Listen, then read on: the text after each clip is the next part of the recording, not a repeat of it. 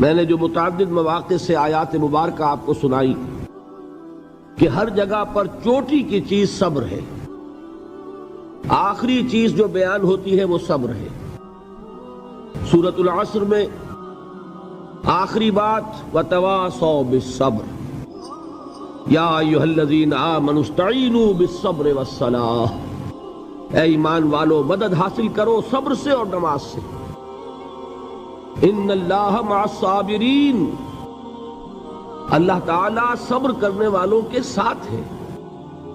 اور پھر آگے چل کر وَبَشِّرِ الصَّابِرِينَ الَّذِينَ إِذَا أَصَابَتْهُمْ مُصِيبَةٌ قَالُوا إِنَّا لِلَّهِ وَإِنَّا إِلَيْهِ رَاجِعُونَ، اے نبی بشارت دیجئے، خوشخبری دیجئے ان صبر کرنے والوں کو کہ جن پر جب بھی کوئی تکلیف یا مصیبت نازل ہوتی ہے تو کہتے ہیں کہ ہم اللہ ہی کے ہیں اور اللہ ہی کی طرف ہمیں لوٹ جانا ہے۔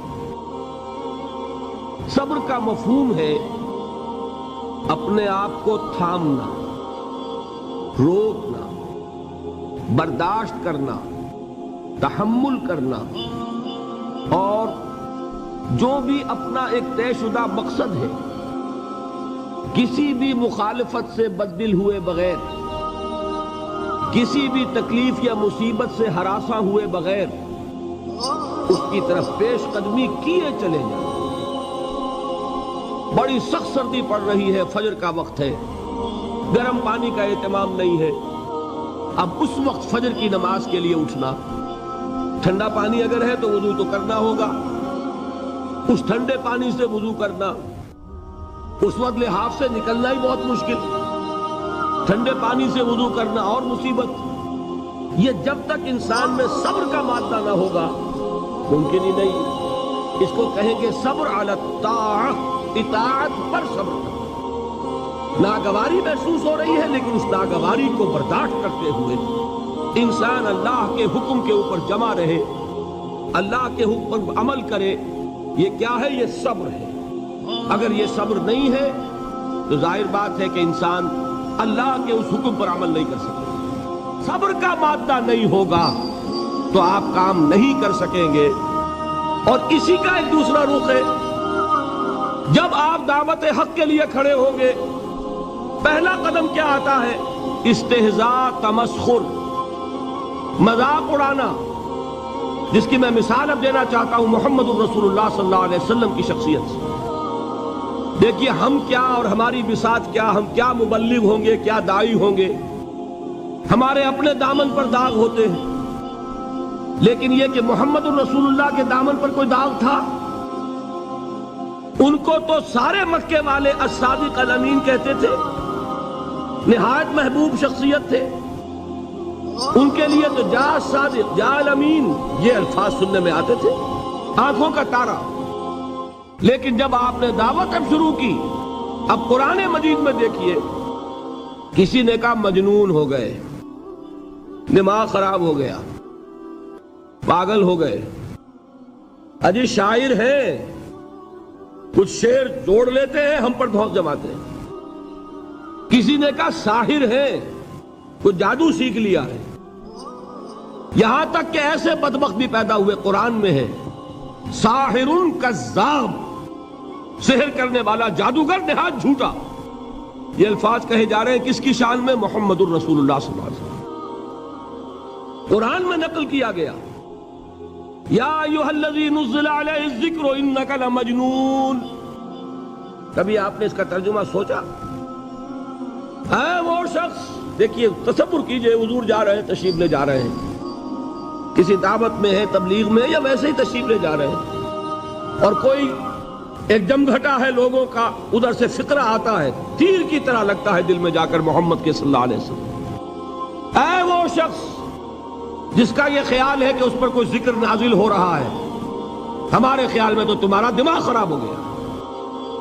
یا ایھا الذی نزل علیہ الذکر انک لمجنون، کہا کہ نہیں کہا؟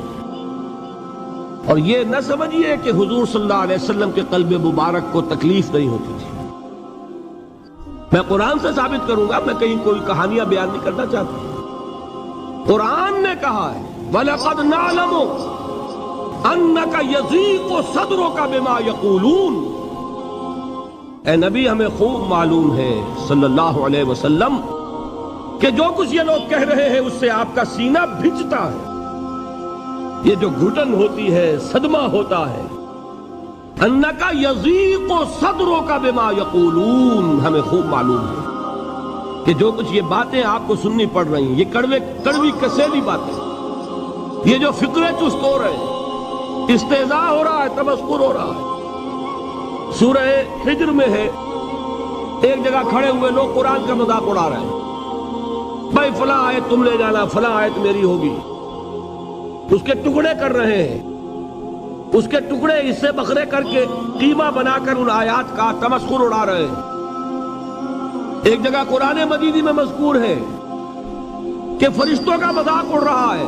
भाई ये देखो, मोहम्मद ने कहा है सल्लल्लाहु अलैहि वसल्लम कि जहन्नम पर तो कुल 19 फरिश्ते हैं, अलैहा 19 कुरान में आयत नाजिल हुई। एक पहलवान कहता भाई 10 को तो मैं संभाल लूंगा, बाकी 9 का तुम इंतजार कर लो। ये बातें आ रही हैं हुजूर के कानों में।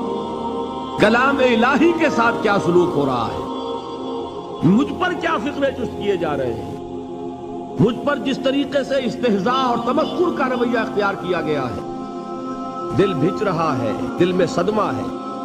देखिए सूरह नून है और मेरे नजदीक ये दूसरी वही है जो हुजूर पर नाजिल हुई है, उसकी इब्तदाई आयात, नून वल कलम वमा यस्तरून मा अंत बिनिअमति रब्बिका बिमजनून व इन्न लका लअजरन गैर ममनून व इन्नका लअला खुलुकिन अज़ीम फसतुबसिरु व युबसिरून बिअय्यकुमुल मफ्तून इन्न रब्बका हुवा यअलमु बिमन ضل अन सबीलिही व हुवा अअलमु बिल मुहतदीन। नून, कसम है कलम की और जो कुछ ये लिखते हैं। ए नबी, आप अपने रब की नेमत से मजनून नहीं है। ये क्यों कहा जा रहा है? हुजूर को जो सदमा पहुंचा है वही नाजिल हुई है दिलजोई के लिए, तसल्ली के लिए। आप क्यों बुरा मना रहे हैं? ए नबी, आप क्यों सदमा और रंज और अंदोह महसूस कर रहे हैं? इन बदबख्तों के कहने से कोई आप मजनून हो जाएंगे? मानता बे नेमत रब्बिका बे मजनून व इन्न लका लअजरन गैर ममनून। आपको जो ये सब्र करना पड़ रहा है, आपको जो ये झेलना पड़ रहा है, इसकी वजह से आपको वो अजर मिलेगा जिसका सिलसिला कभी मुनक़ते नहीं होगा। व इन्नका लअला खुलुकिन अज़ीम, और है नबी, आप तो खुल्क़े अज़ीम के हामिल हैं। आपका अखलाक, आपका किरदार, आपकी सीरत, आपकी शख्सियत में तहारत, नफासत, पाकीज़गी, आज तक दुनिया ने कोई पागल, कोई मजनून ऐसा भी देखा? ये सारी बातें अल्लाह ताला हुजूर की दिलजोई के लिए फरमा रहे हैं। उससे आप अंदाजा कीजिए कि कितना सदमा होता होगा। यही है, इस सारी चीज को जमा कीजिए तो ये चीज क्या है? वस्बिर अला मा यक़ूलून वहजुरहुम हजरन जमीला। सब्र करो ए नबी, सब्र करो ए मोहम्मद सल्लल्लाहु अलैहि वसल्लम, झेलो और बर्दाश्त करो उस पर जो ये कह रहे हैं। युरीदून लियुत्फिऊ नूरल्लाहि बिअफ़वाहिहिम, ये चाहते हैं कि अल्लाह के नूर को अपने मुंह से बुझा दे, फूंके मार के ही बस। नूर खुदा है कुफ्र की हरकत पे खंदाजन, फूंकों से ये चिराग बुझाया न जाएगा। युरीदून लियुत्फिऊ नूरल्लाहि बिअफ़वाहिहिम वल्लाहु मुतिम्मु नूरिही वलौ करिहल काफिरून। ये चाहते हैं कि अपने मुंह की फूंकों से अल्लाह के नूर को बुझा दे, हालांकि अल्लाह ताला तो अपने नूर का इत्माम फरमा कर रहेगा, खा इन काफिरों को कितना ही नागवार हो। इसकी तर्जुमानी है, नूर खुदा है कुफ्र की हरकत पे खंदजन, फूंकों से ये चिराग बुझाया न जाएगा। यही वजह देखिए, मक्की सूरतों में खुद नबी अकरम सल्लल्लाहु अलैहि वसल्लम को इतने मुख्तलिफ पैरायों में सब्र का हुक्म दिया गया। कुछ मिसालें मैं दे चुका हूं, वले रब्बिका फस्बिर, इसी तरीके से वस्बिर कमा सबरा उलुल अज़्म मिनर रुसुल।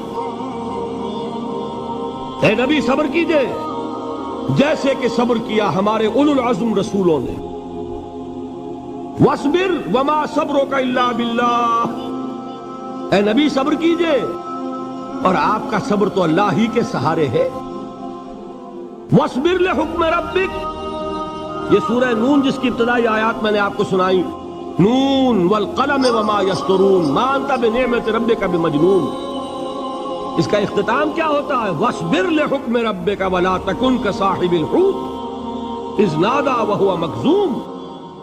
اے نبی صبر کیجئے اپنے رب کے فیصلے کا، انتظار کیجئے اور اس مچھلی والے کے مانند نہ ہو جائیے. مچھلی والا کون؟ حضرت یونس علیہ السلام. مچھلی والے نے اپنے دینی حمیت اور غیرت جو تھی اس کی وجہ سے اللہ کے حکم کا انتظار نہیں کیا، اپنی قوم کو چھوڑ کر چل دیے. نبی کا، رسول کا یہ معاملہ ہوتا ہے. جیسے کہ آپ کو معلوم ہے کوئی افسر ہے کسی حکومت کا، وہ اپنی پلیس آف ڈیوٹی کو نہیں چھوڑ سکتا. He must stick to his place of duty. بڑے افسرز کے لیے تو یہ بہت اہم بات ہے. تو اے رسول، جہاں آپ کو ہم نے تعینات کیا ہے آپ وہاں سے ہل نہیں سکتے.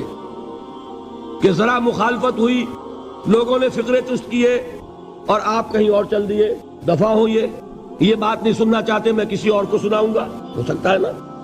ہم تو کرتے ہیں نا یہ، اس لیے کہ ہمیں تو اللہ نے کہیں تعینات تو نہیں کیا نا.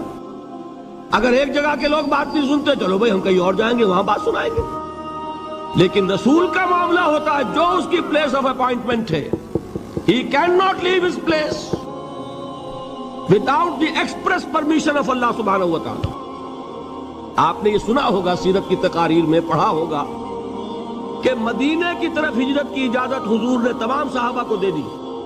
خود منتظر رہے جب تک کہ اللہ کی طرف سے اجازت نہیں آ گئی. حضرت ابوبکر پوچھتے رہتے تھے حضور اجازت آ گئی کہ نہیں؟ ابھی نہیں آئی.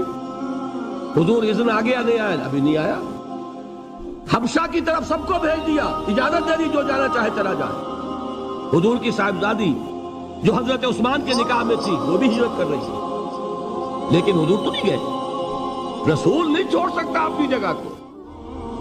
یہاں تک کہ تمام تقریباً صحابہ چلے گئے، حضور رہ گئے، حضرت ابوبکر رہ گئے، حضرت علی رہ گئے. اور حضرت ابوبکر پوچھ رہے ہیں بار بار اجازت آئی یا نہیں؟ نہیں ابھی نہیں آئی.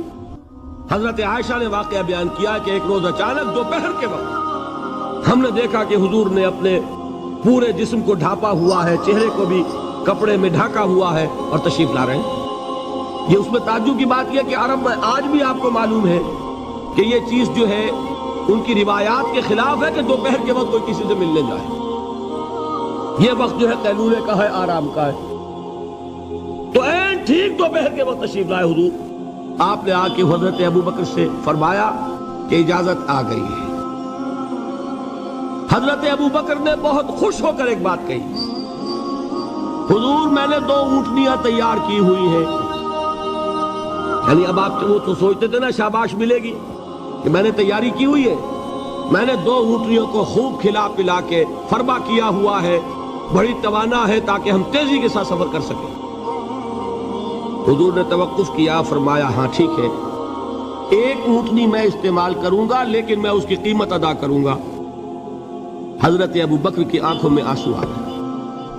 روتے ہوئے کہا حضور مجھ سے یہ مغایرت، کیا یہ جان اور مال کسی اور کے لیے ہے؟ آپ مجھ سے بھی کہہ رہے ہیں میری اونٹنی جو ہے وہ بھی بلا معاوضہ آپ قبول نہیں فرما رہے. یہ ہے محمد الرسول اللہ کی غیرت اور حمیت کا. اب دیکھیے ایک بات عجیب ہے، یہ ربط اپنے ذہن میں رکھیے. اللہ تو صبر کی تلقین کر رہا ہے اپنے رسول کو، اور رسول یہی تلقین کر رہے ہیں اپنے صحابہ کو. صبر کرو، جھیلو، برداشت کرو، ہاتھ مت اٹھانا، کوئی جوابی کارروائی نہیں ہوگی، بلکہ اپنے اوپر جھیلو جو کچھ جھیلنا ہے، ڈٹے رہو، پیچھے مت ہٹنا، یہ صبر ہے. لیکن